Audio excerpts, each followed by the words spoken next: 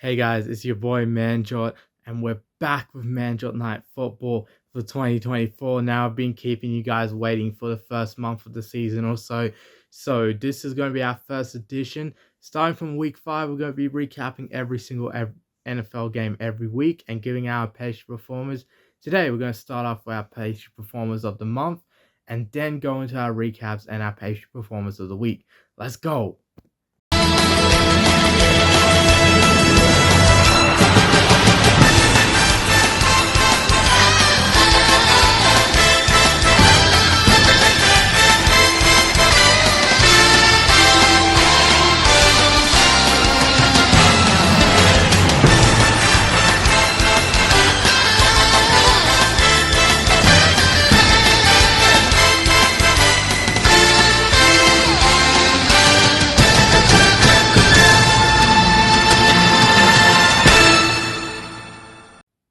Now, Manjot Night Football is brought to you by the Aussie Grind Network. Now, the Aussie Grind Network, we have some great shows across there.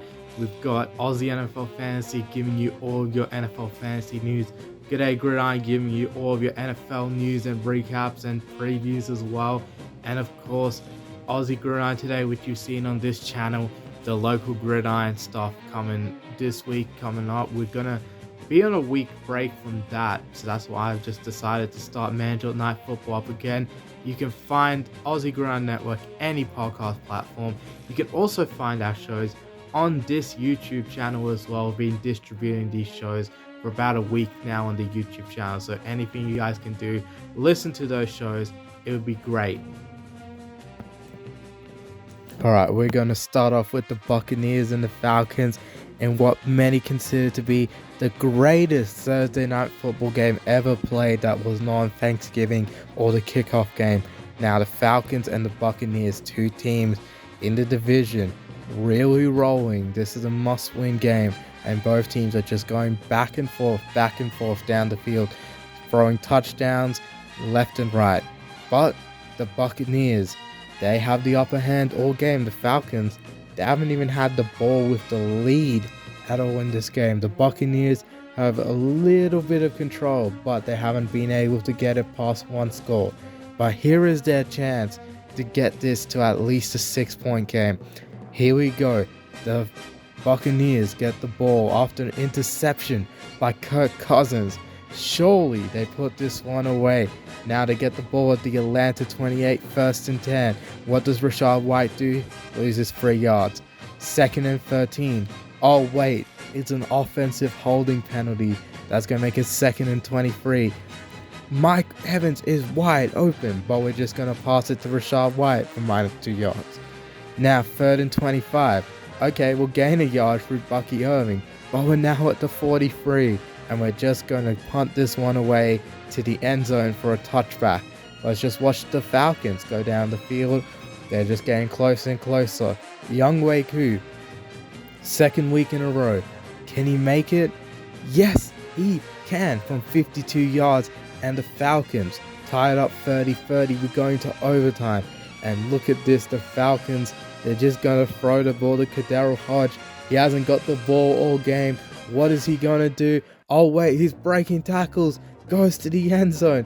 Falcons win. Oh boy, the Buccaneers. How do you blow it from being at the Atlanta 28 to losing in overtime? You let up 9 straight points at the end there. Cannot believe it, man. The Buccaneers just out-Falconed the Falcons, and Kirk Cousins turning narratives here. He has broken the primetime curse. He has broken the Falcons choking curse.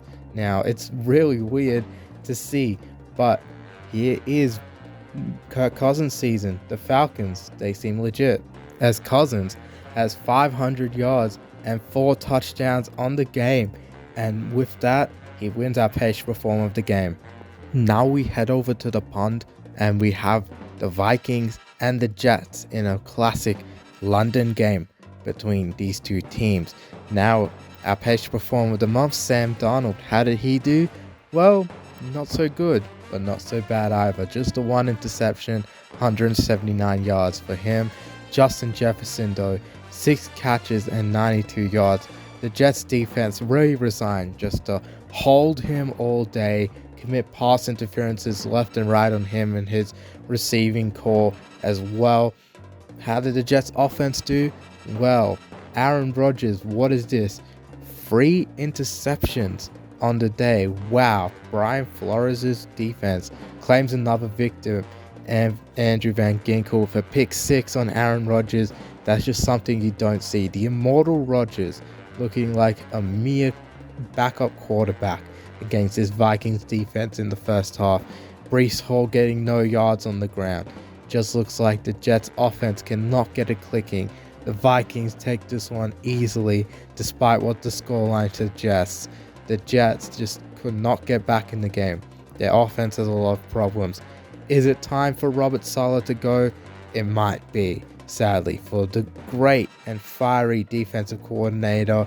It's me from the future coming in with the Robert Saleh news that he has indeed been fired like I predicted. About an hour before he got fired, I was recording that bit. I didn't expect him to get fired so quickly.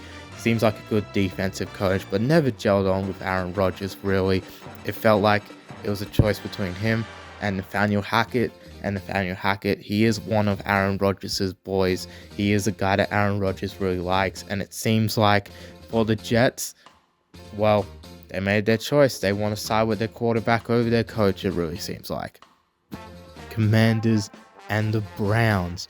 2 teams on very opposite ends of the NFL spectrum here, as the Commanders just look so dominant against a very hopeless Browns team. The Browns offense getting absolutely nothing going once again. Deshaun Watson, boy oh boy, this is a guy, most hated man in the NFL. Can he back it up with his play? No, he cannot. He is absolutely trash. This is the worst quarterback I have ever seen, to be honest. Even Stephen A. Smith is out here saying he should be arrested for just playing like dog shit. This is a guy that you cannot have leading your franchise. This is a guy you shouldn't even be paying $250 million. He shouldn't even be on an NFL field right now. Deshaun Watson is an absolute disgrace to the Cleveland Browns organization, and he has cost them a playoff trip potentially. He has cost them good vibes that they have with Joe Flacco. He is just an absolute locker room cancer for that team. They have to find a way just to let him go. He is just the thing that is saddling them back. Meanwhile, on the other sideline, Jaden Daniels just doing his thing once again. He did have a interception this game, but he did throw a really nice ball for a touchdown. He still had 238 yards, and he's still breaking rookie records out there. He also led his team in rushing with 82 rushing yards. This is a guy that is going to be a future star, and I'm ready to see it. Now the Colts going into their House of Pain against Jacksonville. In Jacksonville, a place where the Colts have not won in 10 years. But here comes a miracle man himself, Joe Flacco. Now, we just talked about the Browns, how much they would really love to have Flacco, as he is leading this Colts team to greatness against the Jaguars. But they fall into a big hole. The Jaguars, Trevor Lawrence, he is starting to play up to his potential. On his birthday, throws a bunch of dimes here, 2 touchdowns, 371 yards. Gets over his interception as well. Tank Bigsby running over a hapless Colts run defense. 101 yards and 2 touchdowns on the ground. Just looks like absolutely too far for the Colts to come back from. But then, you know what I just said about him. The miracle man himself, Joe Flacco. He is running down the field. He is passing down the field with ease. 359 yards, 3 touchdowns. But all that just to fall short by 3 points. The Jaguars hold on, keep their streak against the Colts alive in Jacksonville 37-34. This is a team that really needed the win. The last team to be winless has got their win on the board. Congratulations to the Jaguars. The Texans and the Bills, a matchup billed to be one of the games of the week, and boy oh boy did it certainly live up to the hype. These two teams going back and forth CJ Stroud just leading his team down the field with ease and just making sure of it. The Texans race out to a 17-3 lead, soon to be 20-3 thanks to Akaimi Fairbairn and his second field goal of the game. Now it looks like the Texans have it all under control, but Josh Allen, who is having the worst career day of his entire NFL career, 9 for 30. He cannot hit a pass. He cannot find a receiver that's open. He's just missing on everything. Still has a touchdown now. James Cook has a touchdown now. The Bills have tied it up out of nowhere with the worst performance from their quarterback. Surely, with the ball inside their own 10, they just go into overtime. They'll just kneel it out, right? Right? Sean McDermott, wait. What's happening? What's with all these alarm bells? Hold up. Buffalo, we have a problem. Buffalo, wait, what are you doing? Why are you punting the ball now? You guys did not know how to waste any time. You guys did not know how to take time off in clock management. This is clock management 101, and Sean McDermott has failed. Just kicks the ball straight back to the Texans. Lets Akaimi Fairbairn kick a 59-yard field goal just to win the game on the last seconds. What are you doing, Buffalo? That was an absolute colossal failure. Just take the game to overtime. You guys just do not know how to manage a clock. Sean McDermott, man, I don't know what to say. You're just a weird dude, bro. You do not know how to manage that clock. It just seems like you've cost the Bills another win with your bad coaching. It is just a situation for the Bills where I've just got to say, free Josh Allen. Free him from this man. Sean McDermott is going to damage his career. Now the Bears against the Panthers. This is a game for the Panthers where they look at the other sideline and realize what could have been. They traded up for Bryce Young back in the 2023 draft. Bryce Young still riding the bench in this game.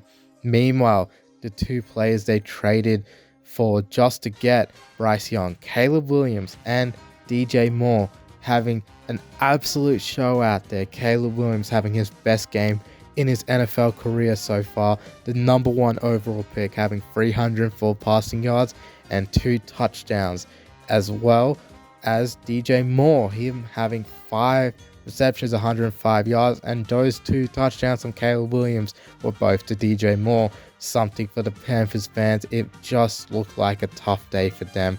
They had no answers for the Bears here. After a good week in his first start against the Raiders, Andy Dalton has just been declining ever since. Only 136 yards and an interception this week. The lone bright spot for the Panthers was Chuba Hubbard, 13 carries, 97 yards and a touchdown, but nothing else was going their way. And for the Panthers, after one win, which sparked some confidence, looks like it's crashing back down to earth.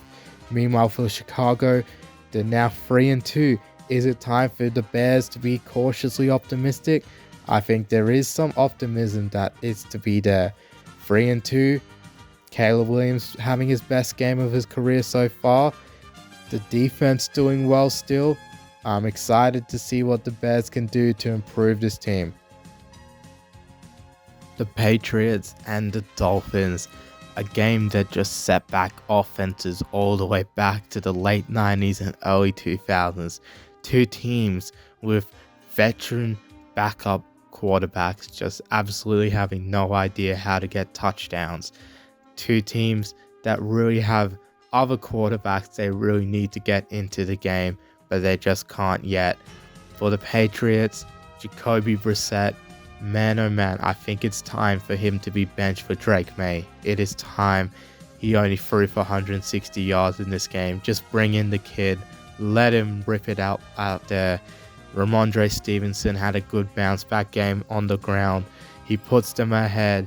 But the Dolphins, with Tyler Huntley leading the team, he got to 194 yards in the end. However, it looks like Jalen Wright was just getting everything going on the ground, and Jason Sanders was just hitting every single field goal as the Dolphins drive in and they hand it off to fullback Alec Ingold, gets them the game-winning touchdown, and the Dolphins 15-10 over the Patriots.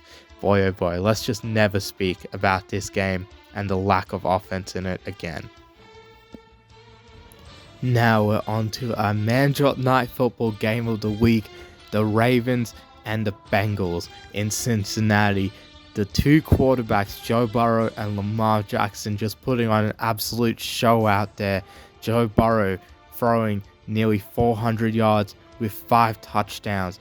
Lamar Jackson 350 yards, 4 touchdowns. The two quarterbacks going back and forth in this game.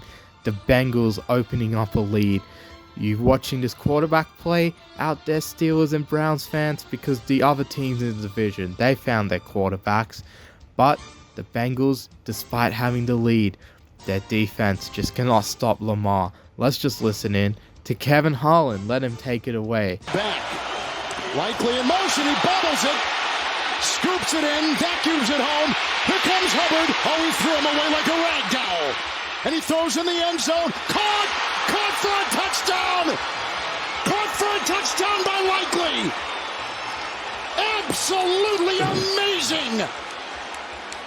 How in the world did he keep it together and then find the open receiver? And Lamar Jackson just leading his team down the field, and Burrow with a rare mistake in this game, setting up the Ravens. 50-plus yard shot from Tucker is good. Who said this man was washed? The man has just proven time and time again he's the GOAT. But Lamar fumbles the ball, just does not get a good snap. The Bengals with a chance to kick the game winner. Nope, he missed it. Wide left. Oh man, McPherson misses it. Derrick Henry's been real quiet all day. Oh, wait. What a big run. 55 yards. Justin Tucker, put those washed allegations away.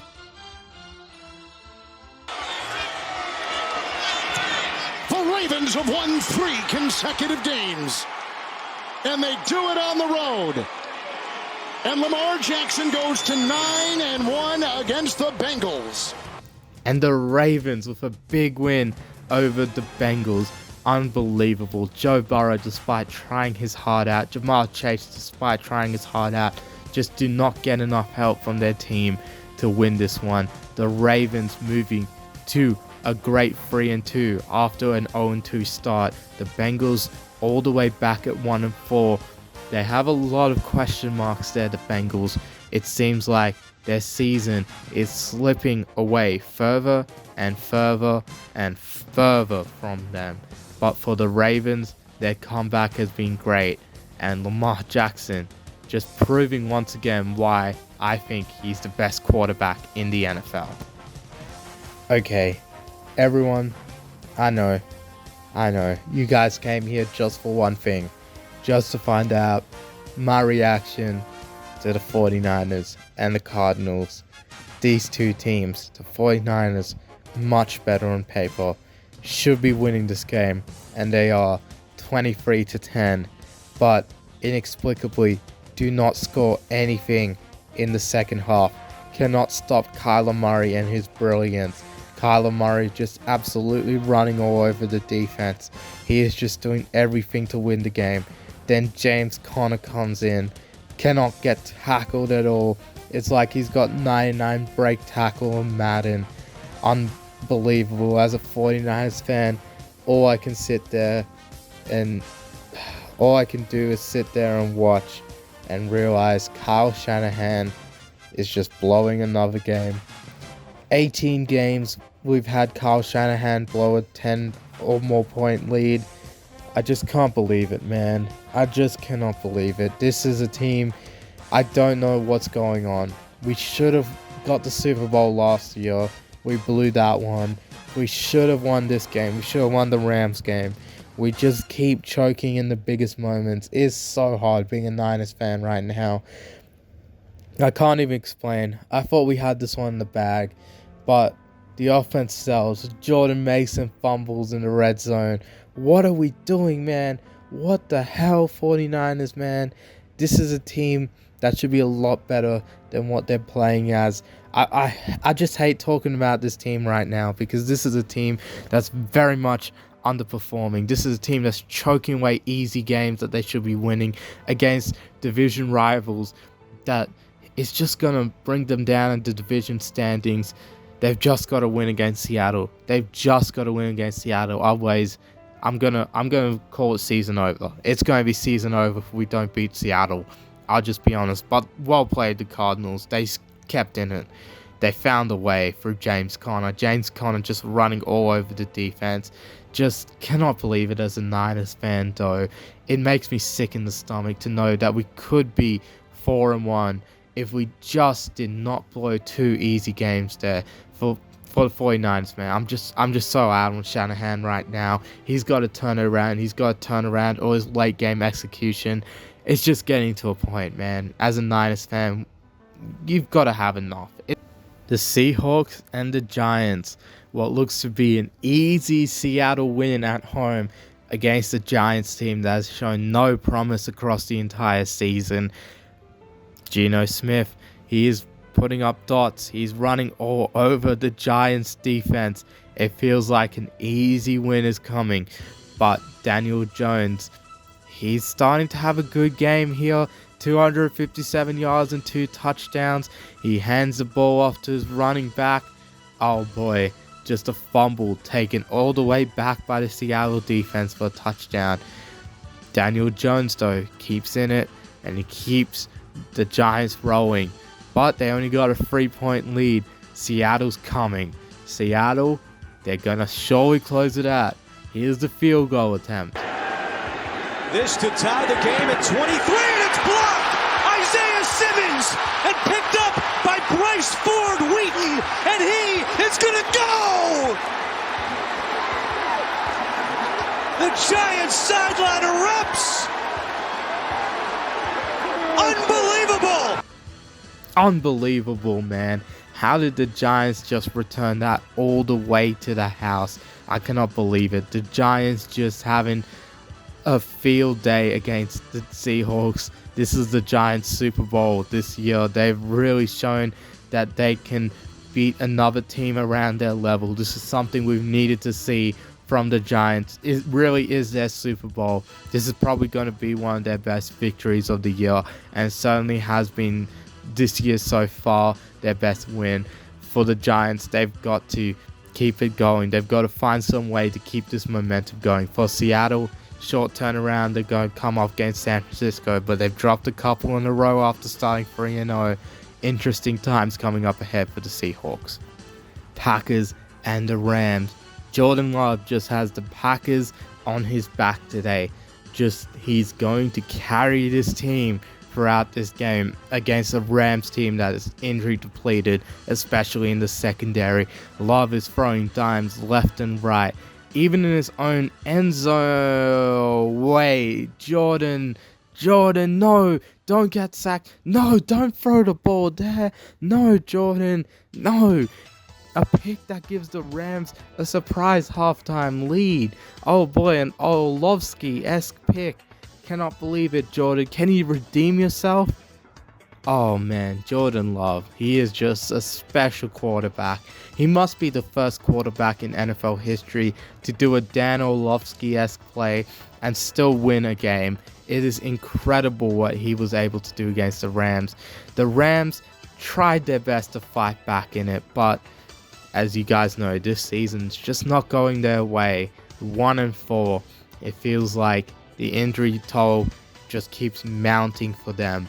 And for their team, it's just demoralizing seeing them come close every week, yet not being able to do anything. As the injuries keep mounting, and for the Packers, after a bit of a shaky start, 3-2 now, they are looking good, and Jordan Love is just getting warmed into this season. The Broncos and the Raiders, 2 division rivals competing for who will be second place to the Chiefs, basically. And the Broncos, Bo Nix has been on a bit of a tear recently, and he continues it this game.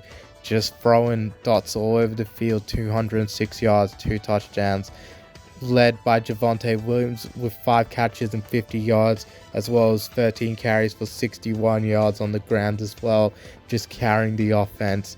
Meanwhile, the Broncos defense just forcing Gardner Minshew to throw picks all over the field, 2 interceptions. Patrick Surtain takes it from his own end zone to return it all the way to the other end zone for 100 yards and a pick 6 there for Patrick Surtain. Unbelievable. The Broncos win 34-18. For the Broncos, it's very impressive to see Bo Nix, after he struggled in his first couple of starts, really rejuvenate himself the last 3 weeks, and the team moves to 3-2, whereas the Raiders, their season seems to be slipping away as well. Gardner Minshew, everyone's favorite quarterback, just seems to not have it this year for the Raiders. Granted, Devontae Adams has been a diva. This guy just does not want to play for the team anymore. Sooner or later, they've just got to trade him. It just seems like he's weighing down on the organization as a whole, and they just need to get rid of him before the season continues to slip away. The Steelers and Cowboys, an age-old rivalry, dating back all the way to the 70s. These two teams met in a couple of Super Bowls, 3 to be exact, 2 in the 70s, 1 in the 90s, 2 teams looking to find their old glory. But we just got to delay this one a little, just got to talk a little bit more. That weather in Pittsburgh is really causing some havoc, guys.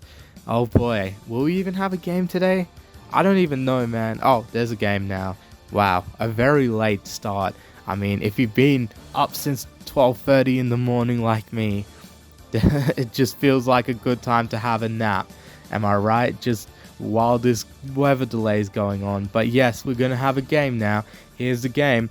Alright, so the game between these two teams, Justin Fields, he is just not exactly able to go to that next level. He does well to get a couple touchdowns and get to 131 yards, but 131 yards and 27 attempts really isn't good enough at the NFL level. He really needs to step up and just get a lot better. His defense can only carry him so much, as they get picks from Dak Prescott on 2 separate days. That's just a weird stat. How can Dak Prescott be the first quarterback to throw a pick on 2 different days when Monday Night Football used to start at 9 p.m. Eastern time? That's just an interesting stat to me. But Prescott, he's kept them in it with a touchdown. Can he get in one more time to win it? Yes, he can. Oh boy, what a crazy finish. Dak having to dive on that fumble, and then he has to just get the ball to his receiver in the right spot. The Cowboys outlasting the Steelers in one of the wildest games of the season, 20-17. Cannot believe it. Dak Prescott and the Cowboys being clutch. Huh? The Falcons not choking and the other team is? Sam Darnold's the MVP? What a weird NFL season we have been having. The Chiefs and the Saints, 2 teams that have looked good across this season so far, meeting up on Monday Night Football. And to end our week, the Chiefs just have absolute control here in the first half of the game, but the Saints just will not go away. The Saints just keep in it, and they're keeping Patrick Mahomes to just run around. Oh no, they just cannot get that sack to finish it off. They're just letting Mahomes run all over them, pass it all over them. Travis Kelce exists. Huh? Travis Kelce is having a good game? I thought he was a washed tight end. That's what all the fantasy football players were telling me. I mean, I know he got me eliminated in a league. But Juju Smith-Schuster's going off. 7 catches, 130 yards. Kareem Hunt's a Chief again. He's scoring touchdowns. The Chiefs are just a weird team. I don't know how. They should have won by a lot more than 13 points. It felt like they had control for a lot of the game, but they just could get the job done in many different ways. And this year's team, much like last year's team, is all defense oriented. It's a team that really thrives on Steve Spagnuolo's defense. And for the Saints, had no answers. And now Derek Carr is injured. Despite his shocking interception to start, he had a decent bounce back from that. And now his injury is going to cause some problems up there for the Saints. It is going to be an interesting time. Let's see what happens with Derek Carr and his oblique injury. Hopefully he's okay, because the Saints really need him soon. Now that we've done all the recaps of all the games, here are my page performers of the week. Shout out to all of the guys this week that will receive pastry delivered from me. That's my dream, of course. No one's actually getting any pastries except me. I'm going to be eating them all. But without further ado, our defensive page performer had to go to Trayvon Walker. Now, the Jaguars have been roasted in the past for taking Trayvon Walker number 1 overall ahead of Aiden Hutchinson. But this week, he had a great performance. He had 3 sacks and a forced fumble against the Colts. A great performance by him. Deserves a page performer for that. Our offensive page performer and also our fantasy page performer is none other than Jamar Chase. Over 190 yards receiving, 2 great touchdowns against the Ravens, really helped keep the Bengals in it.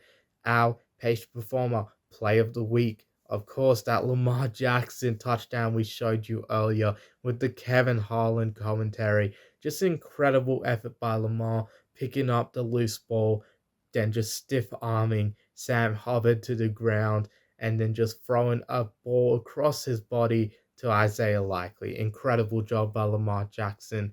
Now, our page performer of the week, of course, has to go to one, the only, Kirk Cousins. Now, Kirk Cousins was absolutely cooking out there. 500 yards in a Thursday night game, never been done before. Over 450 yards while trailing without having the lead in the whole game. That is a record as well. Most passing yards in a game by a Falcon on the night that they retired Matt Ryan into the Falcons Ring of Honor. It was just incredible performance right there from Kirk Cousins, and he's really proving why the Falcons signed him.